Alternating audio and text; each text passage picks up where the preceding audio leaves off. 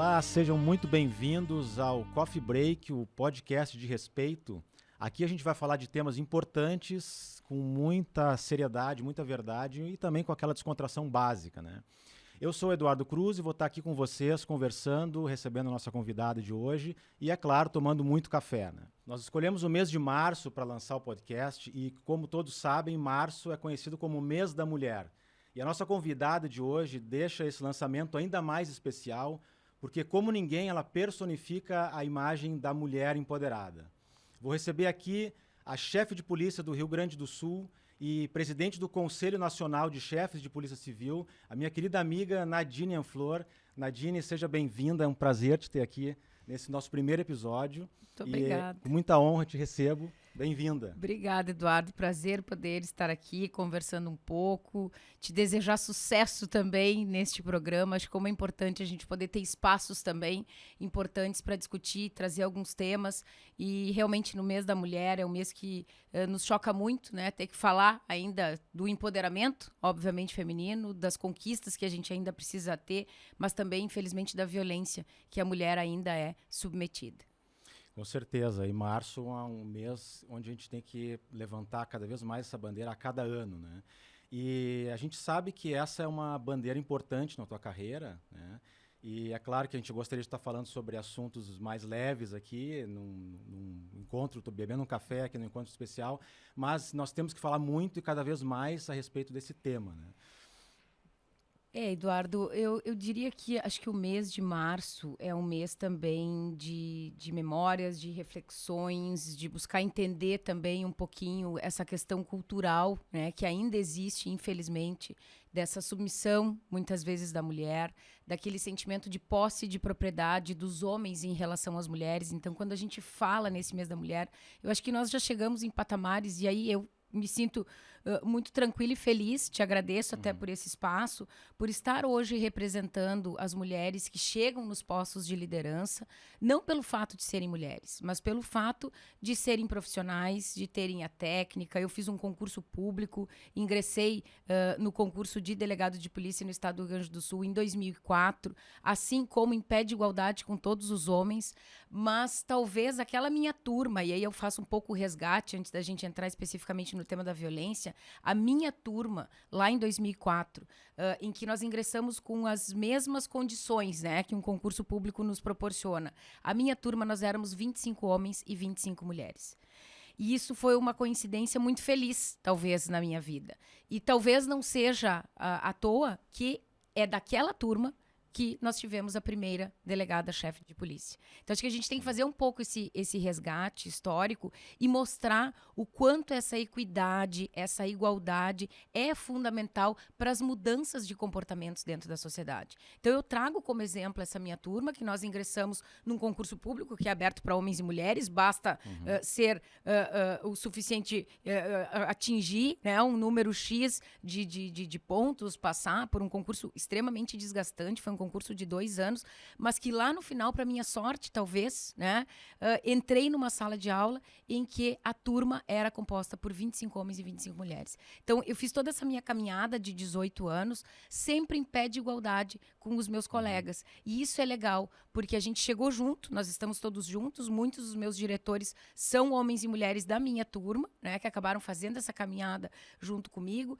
E eu acho que no mês da mulher a gente tem que dizer isso, né? Nós já chegamos, nós já estamos chegando em postos de liderança, em postos de comando. Agora, é evidente que tem muita conquista ainda a ser feita. Por isso que a gente tem que marcar esse mês da mulher. E aí o que eu acho que a gente tem que avançar ainda mais é essa questão da violência contra a mulher. Infelizmente, a violência externa, a violência das ruas, ela atinge muito mais os homens do que as mulheres. E quando a gente pega aquela violência interna, a violência dentro de casa, a violência familiar, a violência cometida por pessoas que deveriam estar cuidando, que deveriam estar protegendo, inclusive, as suas mulheres, é justamente ali que a gente encontra a maior vulnerabilidade do sexo feminino. Sim, o crime de violência contra a mulher, ele é um crime muito perverso porque o local que nós entendemos como o nosso porto seguro, o local que nós entendemos como o mais seguro para a gente conviver é para, no caso da mulher vítima de violência, onde ela tem mais medo, onde ela está mais Exatamente. vulnerável, né? Que é a sua própria casa. Exatamente. E, na verdade, não é só a mulher, porque a mulher e a criança é uma família como um todo. É uma família como um todo que sofre a violência, que sofre esse desgaste. Eu falo muito nessa questão da evolução, da ausência daquele sentimento de posse e de propriedade do homem em relação à mulher. Por quê? Porque quando eu, por 7 anos, fui delegada da Delegacia da Mulher em Porto Alegre. Tive a oportunidade de coordenar todas as delegacias do estado ali do Rio Grande do Sul. Mas tenho uma experiência nacional, porque eu também estou como presidente do Fórum de Enfrentamento à Violência contra a Mulher do Conselho Nacional dos Chefes de Polícia. E aí isso é algo que as delegadas do Brasil inteiro trazem como algo que acontece todos os dias. O homem que mata a mulher, no momento do interrogatório, no momento do inquérito policial, em que ele é ouvido, nós escutamos, e algo assim que nos choca muito, mas nós escutamos todos os dias. Delegada, eu matei porque ela não ia ser mais minha. Ela disse que não queria ser mais minha. Então, se ela não ia ser mais minha, não ia ser de mais ninguém. Então, é sim um sentimento arraigado de posse e de propriedade, um sentimento que é cultural, que só vai mudar quando a gente tiver uma mudança no país, e não é só o Brasil que sofre. Em meio à pandemia, eu tive a oportunidade de participar de um encontro em que nós tivemos 5 países reunidos, preocupados em meio à pandemia com o aumento da violência contra a mulher, e era um problema nesses 5 países. Então, não é um problema do nosso estado, né? Não é um problema do nosso país, mas é um problema do mundo inteiro, e todos trazem exatamente isso. A necessidade de uma mudança cultural e o sentimento de posse ainda arraigado nos homens em relação à figura feminina. Sim, isso é um fato curioso, porque nós, como nunca, talvez, nós temos hoje muita publicidade sobre o tema. Né? Temos muito debate, muitas ações em cima da violência contra a mulher. E, por incrível que pareça, nós vemos os índices aumentando ano a ano. Né? Então, como a gente entende essa relação dessa abordagem tão presente do tema em mídia, em rede social, nas ações do poder público, e, ao mesmo tempo, nós temos cada vez mais casos de violência contra a mulher? Sabe, Eduardo, que quando eu estava na Delegacia da Mulher também me perguntavam muito, mas os casos só aumentam, né? Eu me preocupo com um indicador, que é o indicador do feminicídio.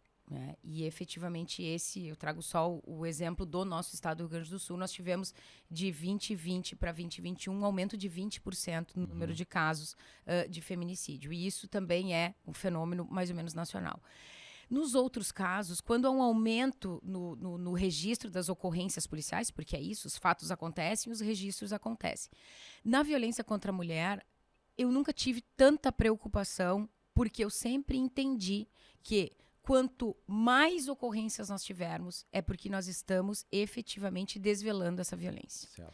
Então, me preocupa a questão do feminicídio, sim, porque hoje é o nosso grande desafio da segurança pública do país como um todo. Né? Hoje e na semana passada tive a oportunidade de coordenar uma reunião com todos os chefes de polícia do Brasil, e todas as polícias conseguiram reduzir drasticamente vários indicadores de criminalidade, trabalhando com inteligência, trabalhando com análise de dados, com ações pontuais que efetivamente fazem com que a gente consiga reduzir roubos a banco, roubos a pedestres, roubos de veículo, que é algo que a gente conseguiu reduzir muito nesses últimos anos. E o feminicídio aumentando. E o feminicídio vem na fala de todos os delegados gerais e chefes de polícia como grande desafio das forças de segurança.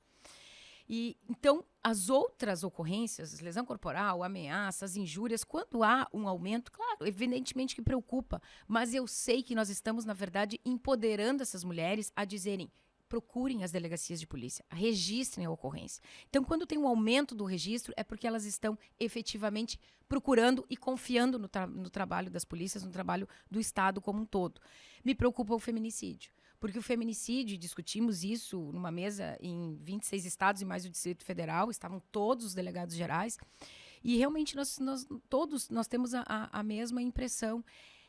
É o crime em que a polícia tem a maior dificuldade de identificar onde estão essas mulheres que sofrem esse tipo de violência, porque, bem como tu disseste, é uma violência silenciosa, é uma violência que acontece dentro de 4 paredes, que muitas vezes a gente não sabe, que o vizinho faz de conta que não vê, Né? Então, a dificuldade do Estado se fazer presente e fazer essa busca ativa dessa mulher. Nosso grande desafio é esse. É como buscar essa mulher, como identificar essa mulher que está sofrendo esse tipo de violência. No estado de São Paulo, os números indicam que em torno de 92% dos casos de feminicídio, a vítima sequer havia registrado um boletim de ocorrência. Então, de fato, assim, é um crime complexo, porque a ação do Estado só inicia a partir de uma notícia. Né? Exatamente. Se ela não ocorre, essa mulher está lá isolada, né? E aí ninguém sabe, ninguém enxerga. Né? E esse indicador de São Paulo é o indicador que baliza o Brasil como um todo. É exatamente isso. As mulheres que morrem hoje no nosso país são mulheres que não fizeram registro de ocorrência policial, são mulheres que não solicitaram uma medida protetiva de urgência, que, apesar de todas as dificuldades, claro que muitos vão estar nos ouvindo e vão dizer, mas eu já fiz ocorrência, e ele continua me incomodando, tu continuas viva. Né? Eu acho que é isso. Nós estamos falando do crime maior, do feminicídio. Então, óbvio que a gente tem as dificuldades estruturais, né, dos órgãos de segurança, dos órgãos que trabalham com a justiça criminal, porque aí envolve o Judiciário, o Ministério Público, enfim, todos os órgãos. Mas o feminicídio transcende a tudo isso. O feminicídio é um problema da sociedade. Enquanto a sociedade não se der conta que não é um problema da polícia e que não vai ser a polícia que vai fazer com que esse indicador diminua, cada mulher que morre, eu tenho dito isso por onde eu ando, a culpa é minha, a culpa é tua, a culpa é de quem está nos ouvindo. Nós somos responsáveis por essa morte. Não é um problema da polícia, não é um problema dos órgãos de segurança. É uma questão social, uma questão cultural. E aí, a gente como mãe também, muitas vezes, acaba trazendo essa responsabilidade, a necessidade de criar filhos, né, de maneira diferente. Mostrando essa igualdade, mostrando essa equidade, dando oportunidade também para os filhos da mesma maneira. É lá, é na base. Né? Só assim que a gente vai conseguir mudar alguma coisa. E aí traz mais um fator importante, que é não só a mulher vítima da violência, mas também aqueles filhos que convivem naquela casa, naquele ambiente familiar, simplesmente acompanhando, vivenciando aquela violência. Né? Um filho que vê a mãe sofrer violência diariamente, uma filha que vê a mãe sofrer, vai perpetuar, inclusive, aquele cenário. Né? A possibilidade é muito grande, a gente sabe disso, existem estudos nesse sentido. E a gente cria aí um ciclo que ele é extremamente perverso. Né? E como disseste, para a sociedade em geral, isso é um mal que precisa ser combatido com todas as forças. E algo que também, às vezes, a gente esquece, não fala, mas que nós começamos a contabilizar nos últimos anos. E os órfãos do feminicídio. Porque a gente tem os filhos que sofrem aquela violência diária, mas que e continuam que com a mãe depois viva, se reproduzem, né? E aí, claro, isso não é... Há estatísticas que mostram que os meninos que vivem dentro da violência, eles podem se tornar futuros abusadores. As filhas, e eu tive isso, e aí a experiência minha, né, empírica, filhas de mulheres que foram vítimas de violência. Como eu fiquei 7 anos... Eu tive a oportunidade, infelizmente, de atender mães no início da minha carreira, dentro da Delegacia da Mulher. E lá no final, eu recebia as filhas com os mesmos problemas. Porque elas vivenciaram aquilo, elas identificaram que o agressor também era um protetor. Sim. Porque tem muito isso, né? A mulher acaba... A mulher chega muitas vezes na delegacia, porque a gente vai prender, então o seu marido tá bem. Uma semana depois ela vem e diz, olha, delegada, tava ruim com ele, mas tá pior sem. É complexa essa relação, porque muitas vezes o agressor é o pai da menina. Exatamente. Que depois vai voltar à delegacia. Ela escolheu para ser o marido dela, ela Sim. escolheu para ser o companheiro, para ser o pai dos filhos. Às vezes ela chega e diz, olha, ele é um bom pai, mas quando ele bebe, ele se torna violento. Ele é um bom marido, mas quando ele usa droga, ele se torna violento. Então, como se essas bengalas, e a sociedade às vezes confunde um pouco também, que o álcool e a droga sejam os culpados, né, por esse tipo de violência contra a mulher. E não é. É a questão cultural, e o álcool e a droga são os facilitadores, é o que realmente faz com que desiniba qualquer freio. Sim, é o catalisador. Exatamente, e aconteça efetivamente essa violência. Então, acho que a gente fala muito pouco sobre os órfãos do feminicídio, e aí quando eu falo, eu já penso, inclusive, não somente naqueles que perderam as mães, porque dados, e aqui eu só tenho dado do estado do Rio Grande do Sul, 30%, 31% dos homens autores dos feminicídios cometeram suicídio imediatamente. Esse dado é um dado que a gente tem que trabalhar muito, né? Isso é nítido que é uma família pedindo socorro, porque ele também tem problemas. Sim. A partir do momento que ele mata a esposa e comete o suicídio, né, nós temos os filhos, então os órfãos, esses sim são órfãos de pai e de mãe, né? E nós temos nitidamente um casal que precisava de ajuda, né? Companheiros, enfim, que precisavam de ajuda e que a gente não conseguiu chegar até eles. E esse contexto cultural é muito mais difícil de ser transformado, né? E a gente sabe, o Brasil historicamente trata os problemas de violência doméstica como problemas de ordem privada, né? Isso é algo que está nítido não só no nosso dia a dia, a gente sabe das conversas entre amigos, entre familiares, né? Mas também com pesquisas já demonstraram, hoje, estatisticamente, a gente já tem isso bem consolidado, de que, historicamente, isso é algo que as pessoas procuram manter distância, não ter o envolvimento direto, né? Nós vemos na pesquisa Tolerância Social à Violência contra as Mulheres, que foi realizada pelo Instituto de Pesquisas Econômicas Avançadas, no IPEA, tem dados muito interessantes sobre a percepção da população em relação à violência doméstica. Então, vou citar alguns aqui para a gente desenvolver a complexidade disso, né? 67% das pessoas concordam que a roupa suja deve ser lavada em casa, né? Então, isso é algo que também todos nós já ouvimos. Já né? ouvimos. 58% da população brasileira concorda que em briga de marido e mulher, ninguém mete a colher. Essa máxima de infância. Eu ouço isso difícil. desde a infância, né? Também 43% concordam que mulher que sofre agressão e continua com companheira porque gosta de apanhar. Aqui fica mais perversa, fica mais cruel ainda, né, o dado, né? E aqui eu cito também um mais impactante também, que 40% concorda que se mulher soubesse se comportar, haveria menos estupro e violência. Então isso chega a ser inacreditável, né? Mas Nós que real. temos essa versão, mas é a realidade brasileira, e hoje real. isso está na raiz daquele sentimento de propriedade, né, que o homem tem em relação à mulher. E a nossa própria legislação é muito recente nesse sentido, né? Foi a Constituição de 88 que mudou aquela ideia da supremacia do homem sobre a mulher. Né? Eu acho que isso é importante também resgatar, Eduardo, quando a gente... E aí eu trago o meu exemplo, né, dentro da polícia. O ingresso das mulheres também nas forças de segurança é algo muito recente da história, se a gente for observar. As primeiras delegadas, a primeira delegacia da mulher no Brasil foi em 1985, em São Paulo. E imediatamente, vou trazer o dado do estado do Rio Grande do Sul, foram criadas em 1988 as 3 primeiras, então, no estado do Rio Grande do Sul. Isso, se a gente for olhar a história, é algo recente. E foi aí que começaram a ingressar as primeiras delegadas. Nós não tínhamos delegadas de polícia até então.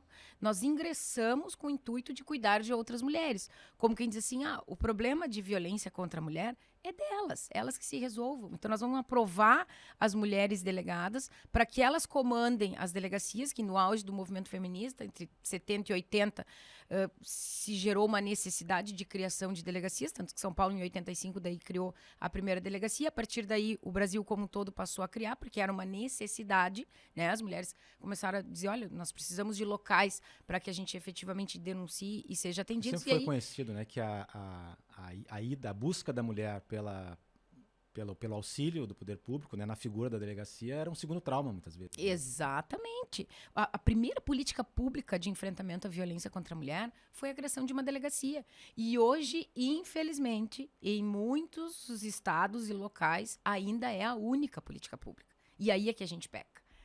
Não, por isso que eu disse, não é a delegacia que vai resolver todos os problemas, porque não tem como. Se a gente está vendo que as mulheres morrem sem ter acesso à delegacia, claro que temos problemas, temos problemas de atendimento, óbvio, como todas as instituições, mas ainda é o que salva. A delegacia da mulher, aquela porta aberta, é o que salva. Aqui no Rio Grande do Sul, nós temos 23 delegacias especializadas de atendimento à mulher, e desde que eu ingressei como chefe de polícia, eu disse, olha, isso tem que ser uma bandeira. né? Precisa ser uma das bandeiras. E a gente, às vezes, peca, né? Por isso, acha que isso não é importante. Isso é fundamental. Então, nós acabamos ampliando. Nós já temos mais de 50 salas, que são salas de atendimento. Nós chamamos de Sala das Margaridas, para dar um nome e ter um simbolismo, um significado, com escritas dentro das salas, respeito e proteção, porque é o que a mulher precisa ao ingressar dentro de uma delegacia, é o que o policial tem que dar para aquela mulher, porque essa frase de que mulher gosta de apanhar, a gente precisa vencer o preconceito, inclusive dentro das nossas instituições, porque parece que as histórias são todas as mesmas. Eu sempre disse, sempre que eu fui para uma delegacia, eu disse, olha, nós vamos ter que atender essa mulher quantas vezes forem necessárias, porque ela é que vai determinar o momento em que ela vai romper o ciclo da violência, não sou eu. E é um dado interessante esse que traz. Nós temos 23 delegacias especializadas no estado, porém, né, nós temos quase 500 municípios no estado. Assim, qual que é a reestruturação, se houve, né, ou qual é a orientação aos servidores das demais delegacias, né, que estão espalhadas aí por todo o estado, que não possuem uma sala especializada, não possuem a exclusividade de atendimento, né, para mulher vítima de violência. Como isso já está enraizado, já foi absorvido pelo efetivo? É a capacitação. E isso é algo nacional, é demanda nacional, né? Uma capacitação de também como se portar, como acolher, porque há uma necessidade. E talvez na delegacia da mulher é que a gente tenha o maior embate. Muitas vezes os policiais são preparados para agir firmemente, fortemente, né? E nós somos efetivamente preparados para reagir muitas vezes. E quando a gente trabalha com esses grupos vulneráveis, e aí especificamente a questão da mulher, nós temos que nos portar de maneira diferente. Claro que vai reagir, vai ter a força e tem que ter, né? Mas nós temos que virar policiais que acolhem. Policiais que trazem a confiança. Não que isso não tenha que acontecer num registro de uma ocorrência de um roubo de celular, de um furto de celular. Obviamente que sim, né? Há uma postura, mas é diferente. Ali, quando uma mulher chega para fazer um registro de uma ocorrência policial, ela não conta, é completamente diferente. Quando a gente vai fazer um registro de um roubo de celular, a pessoa vai dizer, olha, eu estava caminhando na rua, alguém passou, pegou o meu celular, não vi as características, e é isso. Quando a gente vai fazer um registro de ocorrência de violência contra a mulher, por mais que seja um tapa ou uma ofensa, né, à honra subjetiva da vítima, por exemplo, ela não conta o fato. Ela conta como ela conheceu o seu agressor. E aí são 40 minutos, 1 hora de conversa, de diálogo, para que a gente possa chegar exatamente aonde ela quer, né? Ou até colocar exatamente o que a instituição pode fazer por ela. Então, é um trabalho completamente diferente. Hoje, no Rio Grande do Sul, nós temos 23 delegacias especializadas no atendimento à mulher. Nós temos 51 salas das Margaridas, ou seja, são salas dentro de delegacias de pronto atendimento que funcionam 24 horas.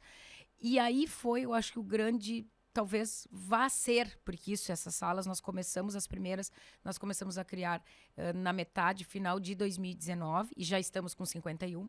Eu acredito muito que esse seja talvez um dos grandes divisores de água no estado.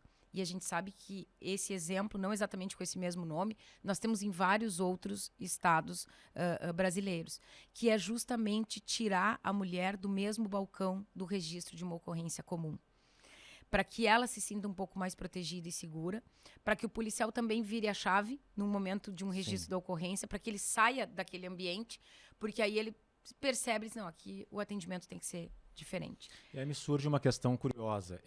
Há efetivo hoje feminino na corporação para atender salas em todas as delegacias? Nem todas as salas, obviamente, são atendidas por policiais mulheres. Hoje, no Rio Grande do Sul, 40% do efetivo da Polícia Civil são mulheres. Então, já é um número bem significativo. Praticamente todas as nossas equipes, pelo menos, possuem uma mulher, né? Mas eu também, e aí quando eu trabalhei principalmente na Delegacia da Mulher, eu tive muitas experiências positivas com atendimentos por homens. Me exigiam muito, né, as ONGs e reuniões que eu ia. Delegada, tem que ser só mulheres dentro da delegacia. Gente, aí a gente vai fazer o que a gente está dizendo que não quer, que sejam só homens, né? Não existe como o homem não atender uma outra mulher. Muitas vezes, as mulheres julgam mulheres. Sim. Eu tive casos em que os melhores atendimentos foram feitos por homens policiais.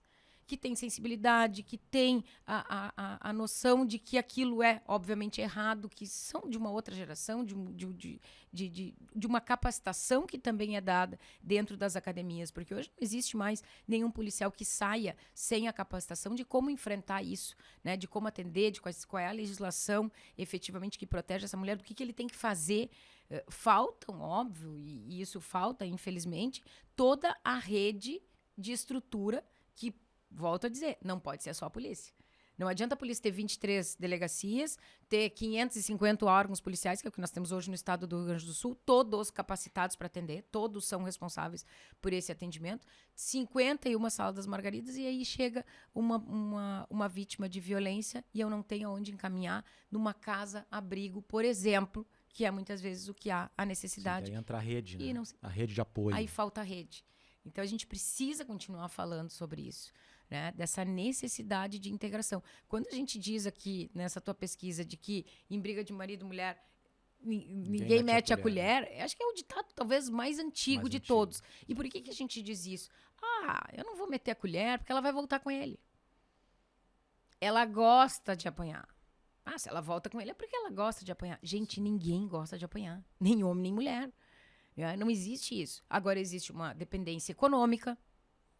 E aí a questão financeira é fundamental. O que nós temos de políticas públicas para as mulheres que efetivamente essas mulheres possam gritar essa independência, dizer, não, eu vou sair de casa, eu vou sair com os meus filhos porque eu não quero a minha família vivendo essa violência.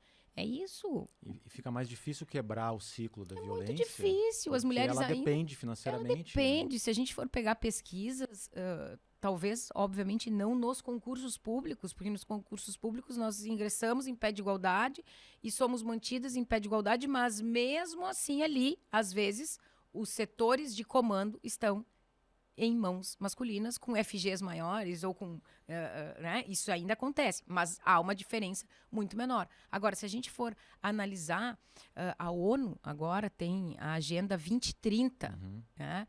O 5º item da Agenda 2030, vejam o quanto esse assunto é fundamental. Ou seja, em 2030, o que o mundo precisa se preocupar? Em 5º lugar, exterminar a violência contra a mulher, né? Diminuir a violência doméstica e familiar. E aí eles trazem estudos de que os assalariados hoje são homens, as mulheres vivem mais na informalidade, as mulheres ganham muito menos do que os homens, embora trabalhem às vezes muito mais. Sim. E aí a gente se choca quando vê uma pesquisa dessa e traça aí a questão de em briga de marido e mulher não se mete a colher. Gente, tem que meter, porque senão a gente não vai mudar. Sim, nós vemos isso, vizinhos, familiares, amigos, muitas vezes, que têm o conhecimento de uma violência praticada, né, dentro da família ou no seu círculo de amizades e se cala, né? Então, assim, é um tema mundial, é um problema mundial e nós vemos o Brasil como um país jovem também está cada vez mais discutindo isso, né? E nós vemos fatos curiosos, Nadine, que até na tua posição como responsável por uma quebra de paradigma, né, representa também o quão recente é esse debate, né? Porque em 180 anos de instituição, mais de 50 anos depois da primeira mulher a ingressar na Polícia Civil, é que o Estado teve uma chefe de polícia mulher, né? Então isso mostra que realmente é algo que não tem sido debatido como deveria, né? Temos muito o que falar ainda. E a pandemia também acabou mostrando isso, porque nós temos dentro da estrutura familiar, né, não só aquele sentimento que nós falamos anteriormente da propriedade, mas temos também esse histórico de que ainda no Brasil o homem é visto como provedor, o homem é visto como responsável, muitas vezes isso acaba resultando numa violência psicológica e patrimonial, né, que não permite que a mulher trabalhe, e aí talvez explique esse número das mulheres na informalidade, né? Então, assim, são várias situações de um tema complexo que precisam de ações de política pública de forma concomitante, né, ao longo dos próximos anos e cada vez mais debate sobre o tema, que se fale. Por isso até que a nossa ideia foi iniciar com esse tema importante, né, já no primeiro episódio, porque eu, como pai de meninas, né, eu desejo que a gente consiga, numa próxima geração, minimizar esse problema, porque é algo necessário. todos nós, inclusive economicamente, né, somos afetados na sociedade com isso. E talvez nós tenhamos que cobrar ainda mais, né, do poder público, de legisladores que resolvam de forma mais urgente essa questão. O Brasil, recentemente, que teve algumas evoluções legislativas, né, começou com 2006 a Lei Maria da Penha, depois tivemos a evolução na conceituação do estupro, depois a lei... nós tivemos a lei da importunação do feminicídio, 2015. Depois o feminicídio é recente, 2015, o nome feminicídio, exatamente. Lei da importunação sexual em 2018, né? Então, tudo é muito recente. E por isso é a urgência e a necessidade de abordar cada vez mais esse tema. Então... Eu sempre digo, Eduardo, que eu gostaria muito que a gente não estivesse falando, obviamente, desse tema, que eu não precisasse pensar em delegacias especializadas no atendimento à mulher. Muitas vezes, e na época em que eu estava na Delegacia da Mulher, às vezes eu chegava em algumas palestras e pouquíssimos homens, né, participavam. Hoje isso tem aumentado. Mas eu me lembro de alguns homens que diziam, tá, mas delegada, são 23 delegacias da mulher, e a delegacia do homem tá onde? E eu disse, olha, são todas as outras. Sim. Né? Mas eu não estou aqui me vangloriando que existe, pelo contrário. Historicamente são todas as outras, né? São todas as outras. E pelo contrário, eu queria poder chegar aqui e dizer, olha, nós estamos fechando as delegacias de atendimento à mulher no país, porque não há mais essa necessidade. É um sonho, é uma utopia, mas quem sabe a gente chegue lá um dia. E esse teu olhar de homem, de pai, de menina, isso faz toda a diferença. Eu vou dar o meu exemplo. Eu conto por onde eu ando que o meu pai lá, quando eu tinha 14, 15 anos, eu estava com um namorado que achava que ia ser o homem da minha vida, né? O primeiro namorado, enfim. O grande amor o grande amor da vida. Eu achava que eu tinha que sair de casa, que eu já tinha que morar com ele. Enfim, as coisas da adolescência. Eu me lembro de uma frase, e que é a frase que me norteia até hoje. Né? Ele me disse assim, olha, casa com quem tu quiser. Ele não me disse assim, não, né? Tu não vai. Não, ele fez o contrário. Ele me disse assim, não tem problema, quer namorar? Pode namorar, vai casar com quem tu quiser. Só que eu vou te dizer o seguinte, eu não sei se ele vai conseguir te sustentar. Exatamente assim, né? Então eu vou te dar uma dica, quer ficar com ele, não tem problema nenhum. Mas tu vai ter que ter o teu dinheiro. O dia que tu tiver o teu dinheiro, tu vai sair de casa e tu vai casar com quem tu quiser.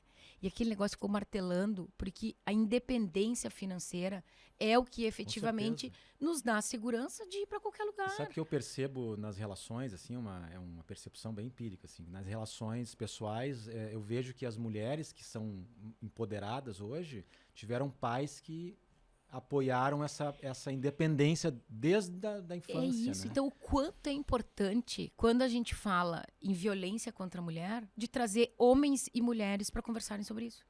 Por isso que eu digo que eu não posso ter somente mulheres atendendo mulheres dentro das delegacias. Não, é o contrário. Eu tenho que estar todo mundo junto, porque não é um problema da mulher. Não é a mulher que tem... Senão a gente vai continuar fazendo mais do mesmo. Que é, as mulheres policiais ingressaram para cuidar de outras mulheres. Nós vamos continuar fazendo isso. O que na década de 70, a primeira investigadora, por exemplo, no Estado, entrou para cuidar de outras mulheres, para revistar mulheres suspeitas. Lá em 1970, as primeiras investigadoras no Estado entraram com essa missão. Se a gente continuar pensando assim, nós vamos estar fazendo mais do mesmo. Né? A gente precisa ocupar os espaços para conversar sobre isso, envolver homens, envolver meninos, né? Criar. Eu disse que o meu maior desafio, quando eu engravidei, eu estava dentro da Delegacia da Mulher. Eu tinha certeza que era uma mulher, porque eu estava no meio das mulheres. Eu disse, não, eu tô grávida, é uma menina. Quando eu cheguei lá, me disseram, não, é um menino. Eu não tinha nem nome pro menino. E aí eu disse assim, gente, Deus realmente está querendo. Coloca assim, ó, vai lá e vai ter que criar este homem diferente. Falaste do teu pai agora, eu lembrei de uma situação que também... tu viveste com teu avô, né? Que ele, na tua escolha pelo direito, ele disse que o direito não era profissão de mulher, né? Tivesse vivo, me vendo chegar como chefe de polícia, acho que ele teria infartado. Porque são as questões culturais de novo. Né? Quando eu escolhi fazer o vestibular para direito, no interior do estado. Eu me lembro que quando eu fui aprovada, nossa, brilhou os olhos, meu pai e minha mãe vibraram, né? O pai, inclusive, fez uma placa, advogado, em 1999, fez uma placa, colocou, eu não tive faixa, né? Eu tive uma placa, bem aquelas placas antigas de advogado, ele fez a placa como advogado e colocou somente em 1999, isso porque ele estava projetando os 5 anos do curso. Foi uma pressão para fazer o curso no tempo certo. Na verdade, no tempo certo, fiz. Então, só que eu cheguei na casa do meu avô, né, junto com a minha mãe, e a minha mãe me disse, vô, a Nadine passou no direito e vai ser advogada. E a reação dele foi algo tão estranho para mim e tão desmotivador também ao mesmo tempo, porque ele me olhou e me disse assim, mas minha filha, tu quer ser advogada? Advogada é uma profissão totalmente masculina. Isso não é para ti. E foi assim que o meu avô me recebeu, né, dando a notícia que eu tinha passado no vestibular. E aquilo me marcou, e depois a mãe disse, mana, não leva em consideração, o vô tem um outro pensamento, sabe? Desconversou porque ela viu o meu descontentamento, né, em relação... E efetivamente, assim, e ele tinha advogados que trabalhavam para ele, sim, e realmente, assim, eram todos homens, né, aquela roda. Mas... Então, são gerações diferentes e que enfrentam, né, também o dia a dia de forma diferente. Nessa história a gente percebe o quanto o peso de um preconceito, cultural, ele se sobrepõe até a uma relação familiar, né? Porque com certeza o carinho, o amor que teu avô tinha é muito grande. Sem sombra de dúvidas. Ele me viu formada, eu acabei me formando, né? Ele só quando eu passei no concurso para delegada, 2 anos depois, infelizmente, ele já não estava vivo. E eu fiquei muito, né, marcada, assim, o dia que eu passei no concurso, o dia que eu assumi. Eu sempre ficava pensando, gente, ele tá me enxergando aqui e tá vendo que deu certo, né? Que não era só para um homem, né? Era para uma mulher também. Que bom, que bom. A gente vê na questão da estrutura hoje, como se taxa as delegacias para mulher, e toda a ação, né, o aparato público que está sendo montado nesse sentido, atende sempre uma situação já avançada, né? Do ponto de vista da prevenção, ou até de como os canais são estruturados, isso... Na tua visão, está adequado à realidade? A gente tem um exemplo do canal 180, que é um canal nacional mantido pelo governo federal, que ele tem como objetivo receber as denúncias, né?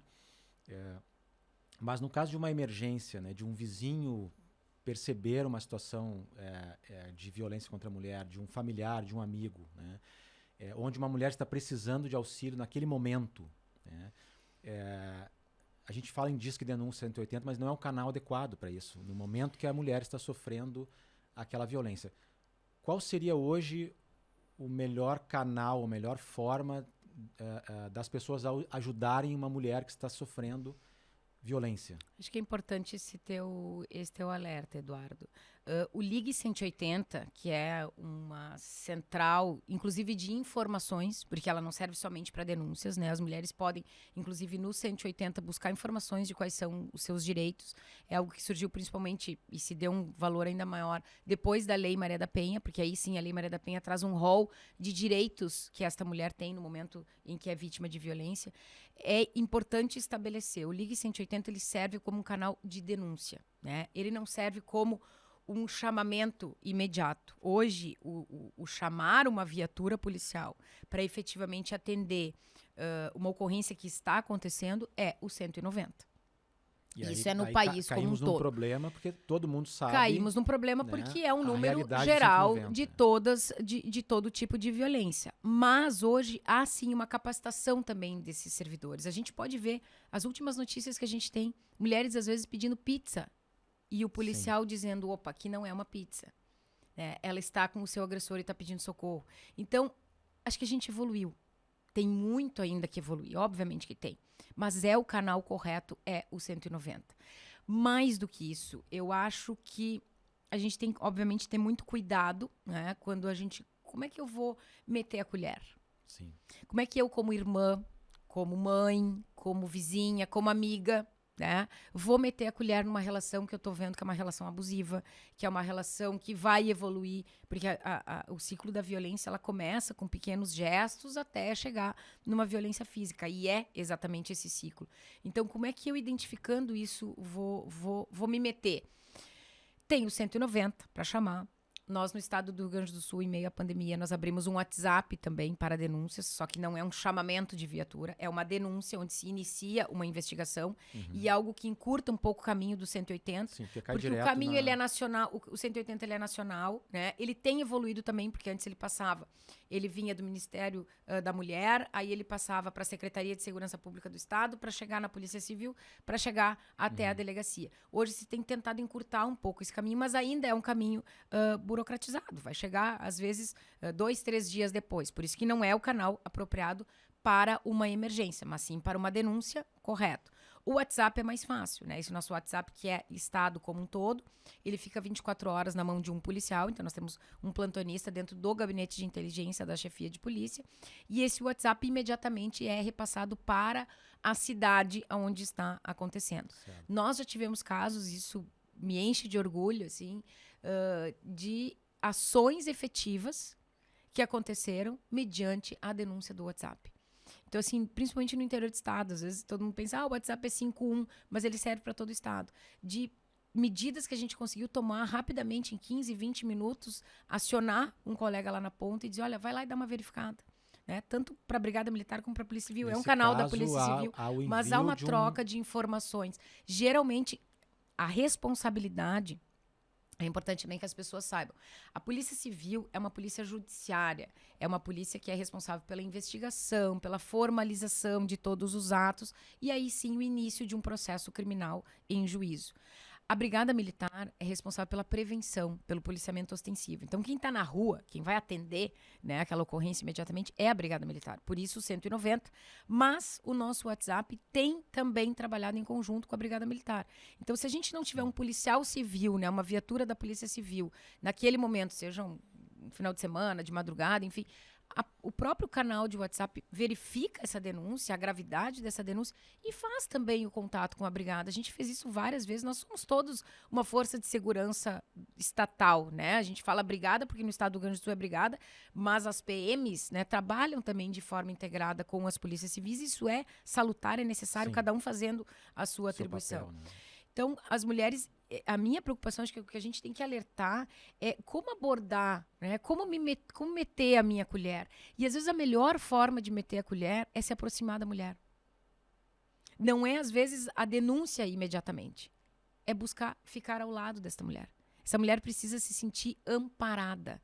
Então, eu chego do lado da minha amiga e eu me abro com ela, dizendo, olha, vamos lá, eu tô vendo que não tá legal esse teu relacionamento. Te abre comigo, tá? E não dizer imediatamente, não, eu vou te levar agora para a delegacia. Sim. Porque às vezes a gente tem essa forma de abordar. Não, eu vou te levar agora. Às vezes ela não quer. Ela precisa primeiro se sentir segura, ter uma rede ao lado dela também, seja um familiar, um amigo, para que efetivamente ela diga, não, realmente agora eu preciso ir.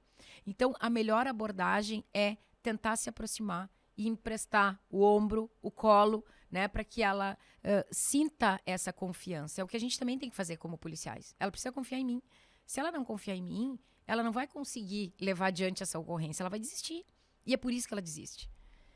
Não é porque ela gosta de apanhar. Ela desiste porque ela não tem uma estrutura, ela não tem uma confiança, né, em quem é que pode me ajudar. E não é fácil também para a mulher que sofre violência sair daquele ambiente, daquele ciclo, porque muitas vezes ela está isolada já, né? Porque essa é uma tática do agressor, né? Eu gosto muito de citar o exemplo da colega podcaster Juliana Valaur, né? Ela cita como exemplo a tática de guerra, né? Que assim, quando a gente vai atacar o inimigo, primeiro a gente corta a energia, depois corta a água, corta as comunicações, vai isolando, vai fazendo com que ele se enfraqueça para quando houver um embate físico, propriamente dito, ele está completamente vulnerável. Ele está enfraquecido e vulnerável. Isso é um paralelo com a violência doméstica, porque normalmente começa com um isolamento da mulher, um afastamento da família, dos amigos, né? Então, fica ainda mais difícil essa aproximação. Isso nós vemos que muitas vezes começa com aquela situação que nós chamamos na cultura brasileira hoje da pimenta do amor, né? Que é o ciúme. E aí o quanto uma E às vezes se ciúme, interpreta, né? Nossa, como ele me ama, né? Exatamente. Como é maravilhoso, como vai ser maravilhoso. Ele cuida isso. de mim, né? Como ele está preocupado comigo, mas na verdade Tem o que ter ciúme é um muito grande cuidado. indicador né, de um possível uma violência psicológica que é acho que nada ponto de melhor do partida. que a confiança, né? Eu acho que a gente tem que confiar em quem a gente tá. Eu sempre digo, eu sempre dei liberdade pro meu marido, assim como ele me deu liberdade. Eu acho que isso é a melhor pimenta, entendeu? Dá Sim. liberdade, porque aí tu vai, se voltar é porque tu realmente quer Sim. ficar comigo. É o contrário, muitas vezes as pessoas... mas isso também é cultural, Eduardo. E olha, hoje em dia ainda a gente vê, às vezes eu corrijo até alguns colegas, eles vão falar sobre o feminicídio, eles, não, porque é um crime passional. Gente, passional é paixão, não tem nada Não de tem paixão nada de nesse paixão. negócio. Nada de amor e nada de paixão. Não tem né? nada de amor, tem posse e propriedade. Exato. Então, às vezes, e os próprios colegas, às vezes, não, realmente foi um crime passional. E aí eu, às vezes, pego o telefone e digo, gente, não fala mais isso. E eles se dão conta, é verdade. Por quê? Porque a gente acaba repetindo, exato. né? São pequenos gestos, pequenos detalhes que efetivamente daqui a pouco a gente pensa, não, realmente ele amava muito ela. Matou porque, Sim. olha ali, gente, isso não é amor. Não é amor, é posse. E isso é importante que seja sempre cada vez mais falado, né? Não é amor, é posse. Quem ama não mata, né? Teve a campanha, né, nos anos 80, acho que foi. Teve. Quem ama não mata. Né?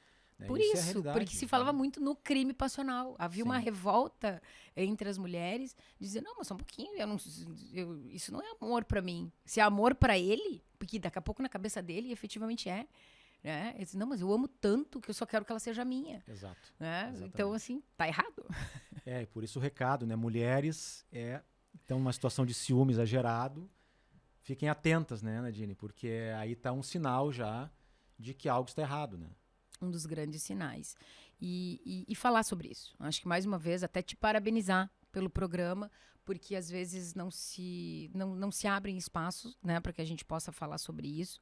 Volto a dizer, gostaria de não estar falando sobre este assunto, mas Nem é de um nós, assunto real, é um assunto que a violência contra a mulher, ela não tem classe social, ao contrário do que muitos imaginam. Né? Ah, mas eu não vejo classe média alta dentro da delegacia. Não entra por vergonha, Sim. tá? Porque continua sofrendo violências da mesma forma e às vezes é pior ainda, porque ela tem que romper 2 ciclos de 2 caminhos, né? Ela tem que se reconhecer no meio em que ela vive, né, da sociedade, como uma mulher que é submissa, que vive esse tipo de violência, primeiro para os seus pares, para depois ela dizer, bom, agora eu preciso do apoio do Estado.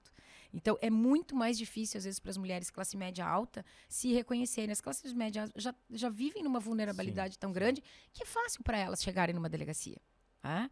Então, eu tive vários casos de mulheres que marcavam o horário através dos seus advogados para entrarem numa delegacia e se sentiam extremamente vulneráveis naquele momento. A gente percebia assim que para elas era um rompimento total de tudo que ela imaginou ter que entrar dentro de uma delegacia. E infelizmente é assim. Porque não tem uma questão, uma decisão para a mulher tomar, assim, eu abro mão do quê? Da minha, no seu entendimento, né? Da minha dignidade ou da minha situação atual, ou, né, da minha sanidade, da minha vida, muitas vezes, né? Por isso que eu acho que a gente tem que falar sobre isso, tem que ter espaços para falar sobre isso, sem vergonha, sem medo, sem dizer que é mimimi, né? Sem dizer que é um problema das mulheres, não, é um problema de todos nós. A gente precisa mudar essa triste realidade e só tem um jeito, homens e mulheres falando sobre isso. Cada vez mais. Né? Cada vez mais, discutindo políticas, o que fazer, o que eu posso fazer. Eu acho que movimentos de mulheres também são importantes, mas movimentos de homens também. O que também, eu posso fazer, né? Porque isso também é um problema meu. O que né? eu posso fazer? Né? O que eu posso fazer diferente? Então, porque a gente às vezes fica pensando, gente, eu já fiz tanta coisa e as mulheres continuam morrendo. Né? Aí dá um desânimo, mas a gente pensa, não, só um pouquinho. Vamos olhar os números. Né? Se 90% delas morreram e não tiveram o meu apoio, eu não posso me focar nos 10% que infelizmente acontece, né, que procuraram ajuda e mesmo assim nós não tivemos tempo de salvá-la. Eu preciso pensar nessas 90. Né? São 90 que morreram e que nunca chegaram até mim. Então isso quer dizer que as que estão chegando, a maioria, estão sendo salvas. Então a gente não pode desanimar também, porque às vezes há um desânimo, há um desgaste natural. Porque é um tema pesado. É um tema pesado, a gente às vezes se identifica, né? Porque as pessoas que trabalham com isso também começam a todo dia, né, ouvir esse tipo de violência, que é um problema também, porque daqui a pouco parece que as histórias são todas iguais. Então a gente também tem que resgatar isso e dizer, olha, calma lá. Parece, mas não é. Mas não Cada uma tem a sua história. Embora pareça. Às vezes os discursos, nos registros de ocorrência, a gente começa a ler, a gente já sabe como é que é o final. Sim, é muito semelhante, mas não é igual. Aquela história é a história da vida daquela mulher. Então a gente tem que ter paciência também, né? E comprometimento suficiente para ouvir, né? Tranquilidade para ouvir, para entender o porquê que ela volta, porquê que ela desiste. A maioria das mulheres hoje denunciam os seus agressores, mas o que elas querem? Não é a punição, é a mudança de comportamento. Exato. E aí fica muito difícil, porque às vezes não é a delegacia, né? Não é a polícia. Homem, né? Então elas querem uma mudança de comportamento. Então, como é que a gente vai ter políticas públicas para tentar mudar esse comportamento? Tentar mudar esse relacionamento que talvez seja doentio de ambas as partes, porque isso também acontece. Quando eu falei, quando o homem também comete o suicídio, são os dois que estão pedindo socorro e ninguém viu. Ouviu e não fez nada. Ouviu e calou-se, né? Então, se depender de nós aqui, nós vamos falar muito nesse tema ainda, né? E com certeza, tu és de casa aqui, né? Tá sempre bem-vinda. Espero que a gente ainda volte a falar mais nisso. Tenhamos outros programas, né? E eu só tenho a te agradecer por ter vindo aqui, por ter, né, criado esse momento tão especial da gente lançar o podcast com a tua presença aqui, nessa função tão importante, né, com essa bandeira tão importante no mês da mulher, né? Então, queria te agradecer do fundo do coração, né, por esse momento que a gente teve, por essa conversa franca aqui. E a casa está aberta, quando quiser voltar, obrigada, é só chegar. Do café é uma delícia, viu? Vou confessar que já estava é quase me mesmo. servindo outro, agora Não, vou servir outro no final. Tem que acabar, né? Te desejar sucesso, Eduardo, a ti, a todo o programa. Eu sei que talvez esse tema seja pesado, né? Principalmente as pessoas, mas o que eu tenho a ver com isso? Tem muito a ver, né? A gente tem filhas, nós temos irmãs, nós temos mulheres amigas que sofrem isso, e isso é muito triste, é muito doloroso. A gente vê essas mulheres efetivamente tendo que pedir socorro e às vezes não tendo amigos, porque os amigos também se afastam muitas vezes. Então, te parabenizar por iniciar no mês da mulher esse programa, que esse programa tenha o maior sucesso. Vou estar sempre à disposição para a gente vir conversar também sobre outros assuntos, claro, né? Completamente à disposição, mas realmente te parabenizar. Acho que no mês de março é o mês ainda de muitas lutas, de muito reconhecimento, de muitos degraus aí que a gente tem que subir e melhorar. Quando a gente fala sobre mulheres, eu acho que cada vez mais nós temos que ter mulheres líderes, mulheres empoderadas, sim, isso é importante. Eu sempre digo, eu não quero a mulher na frente do homem, não é isso. Eu quero as mulheres ao lado dos homens, né, em pé de igualdade, podendo decidir, tomar as decisões da mesma forma, né, e que elas não sejam a parte mais vulnerável desta relação. Né? Que a gente consiga viver com um pouquinho mais de harmonia, consiga ter políticas públicas também, de alguma forma, que valorizem a mulher, que talvez tragam esse desequilíbrio. Se a gente fala que há algo desequilibrado, a gente precisa também trazer à tona esse tema para ajustar a balança, que sem sombra de dúvida, quando efetivamente a gente estiver em pé de igualdade, o homem vai pensar duas vezes, não, ela não é minha, né? Ela é do mundo, mas ela escolheu ficar comigo. É diferente, né? Ela tem uma liberdade de dizer, quero ficar contigo. E se não quiser, bem, tem tantas outras aí, tem tantos outros, e os casamentos, os relacionamentos são assim e tem que ser assim, né? A gente tem que ter a liberdade. Então, te parabenizar aí pela iniciativa de trazer esse tema e principalmente de estrear esse podcast. Vida longa aí ao podcast. Eu vou voltar para tomar um café contigo. Vem de novo que o café está à disposição aqui. Obrigado mais uma vez por estar aqui. E, pessoal, obrigado por estarem conosco aqui nesse tema tão importante. Não esqueçam de compartilhar o link desse episódio com as suas amigas, as suas familiares, com as suas mães, com as suas irmãs, com todas as mulheres que vocês conhecem que precisam, né, falar também sobre esse tema, e também para vocês, homens, que estão aqui conosco, falar muito nesse tema e levar isso a todos os amigos, todos os círculos, os grupos de WhatsApp, para a gente trazer isso ao nível de importância que merece o assunto, tá bom? Inscrevam-se no canal, curtam aí, ativem as notificações, e a gente espera vocês para o próximo episódio do Coffee Break, o podcast de respeito. Até lá!